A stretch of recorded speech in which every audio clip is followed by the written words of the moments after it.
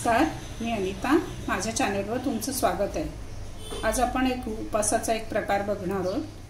नेहमी खिचडी, साबुदाण्याची खिचडी आणि वडे हे ते खाऊन कंटाळा आलेला असतो आपल्याला. त्याच्यामुळे आपण आता थोडासा वेगळा प्रकार बघतोय. ह्याचा ढोकळा बनवतोय उपासाचा आणि त्याला लागणारं साहित्य बघतोय. आता उपासाच्या ढोकळ्यासाठी आपण 1 कप भगर घेतलेला आहे आणि त्याच्यासाठी 1/4 कप आपण साबुदाणा घेतलेला आहे. आणि जो भगर आहे तो 2 प्रकारचा येतो. एक पांढरा स्वच्छ येतो आणि थोडासा एक पिवळट रंगाचा येतो. त्याला वरईचं पण तांदूळ म्हटलं जातो. आता आपण साबुदाणा आहे तो मिक्सरमधनं जाडसर असा बारीक करून घेतो. आता आपण साबुदाणा वाटून घेतलाय. खूप बारीक करायचं नाही, खूप जाड पण नको, पावडर झाली नाही पाहिजे आणि खूप जाड नको. बघू शकता तुम्ही कशा पद्धतीने वाटलेलं आहे मी. आणि आपण हे एका भांड्यात काढून घेतो. आता हे भगर जो आहे त्याला आपण एका भांड्यात घेऊन घेतोय. 1 कप भगर घेतलाय आपण आणि त्याच्यामध्ये आपण पाणी टाकून त्याला स्वच्छ धुवून घेतोय एकदा.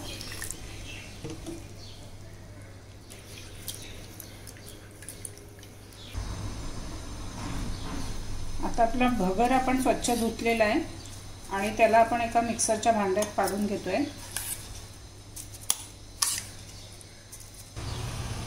अर्धा कप पाणी घेतलं आपण आणि ते आपण याच्यात थोडं करून टाकणार आहे.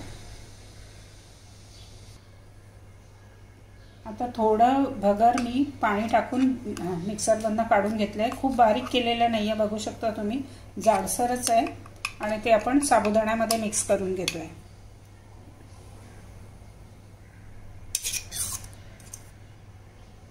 अशा पद्धतीने सगळं भगर आहे पूर्ण 1 कप भगर आपण बारीक करून घेतोय आणि तसा साबुदाण्यामध्ये मिक्स करतोय.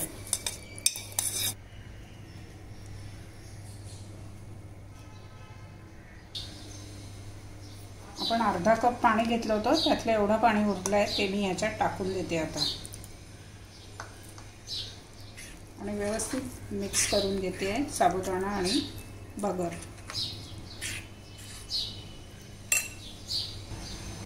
आता अर्धा कप दही घेतलेलं आहे आपण आणि दही रूम टेम्परेचरवर आहे आणि ते आपण ह्याच्यात टाकतोय.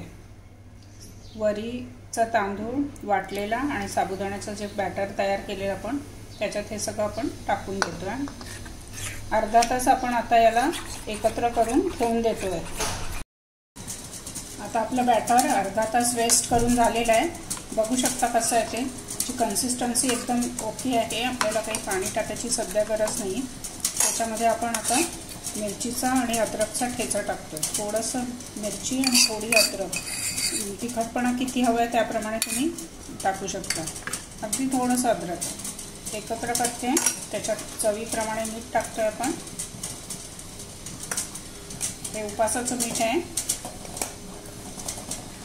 आणि त्याला मिक्स करून घेतोय आपण. आता याच्यात आपण 2 ते 3 चम्मच तेल टाकतोय. हे 2 आणि थोडंसं जास्त टाकतो. तेल टाकून घेतलंय आपण, एकत्र करून घेतोय त्याला व्यवस्थित आणि त्याच्यामध्ये 1/4 चम्मच सोडा टाकतोय. आणि आता सोडा टाकल्यावर व्यवस्थित मिक्स करून जास्त वेळ आता ठेवायचं नाही, एकत्र करून घ्यायचं व्यवस्थित.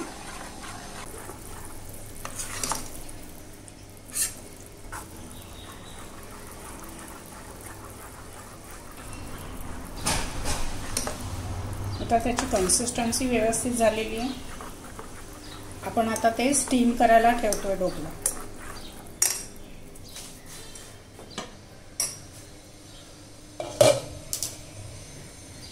एका भांड्यामध्ये आपण पाणी घेतलेलं आहे, त्याच्यात स्टँड ठेवलंय आणि त्याच्यामध्ये कुकरचं भांडं घेतलंय. कुकरच्या भांड्याला मी तेल लावून घेतलेलं आहे आणि त्याच्यामध्ये आता हे बॅटर टाकून घेते.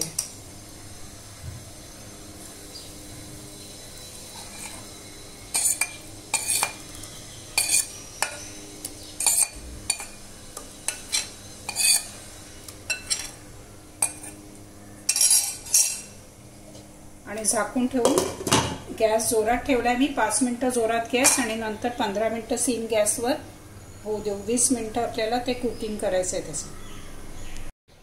आता आपला ढोकळा 15-20 मिनिटं आपण स्टीम करून घेतलाय. चेक करतोय आपण की तो नीट आलाय की नाही. अजून थोडासा शिजू देतोय आपण 1-2 मिनिटं. आता आपला ढोकळा झालेला आहे. आपण त्याला काढून घेतोय.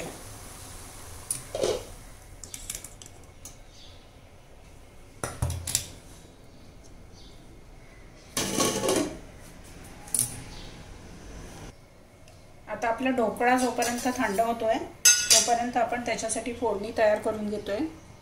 एका फोडणीच्या भांड्यामध्ये आपण तेल घेतलंय थोडं आणि त्याच्यात थोडं जिरं टाकतोय आपण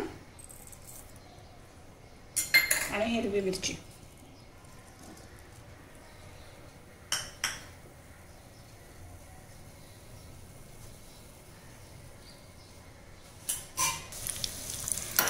आपली मिरची आणि जिरं व्यवस्थित शिजवून घेतोय आपण, म्हणजे आपली फोडणी तयार झालेली.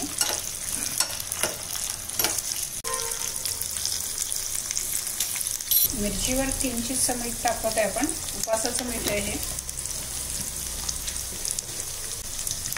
आणि मिक्स करून घेतोय.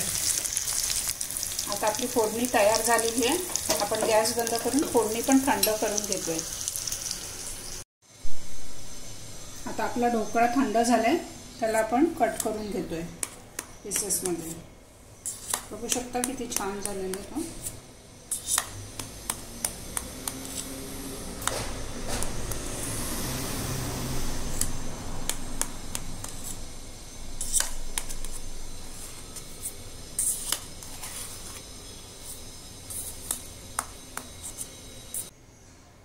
आता आपण याचं प्लेटिंग करून घेतोय. आता आपलं प्लेटिंग करून झालंय. त्याच्यावर आता आपण तडका ठेवून घेतोय.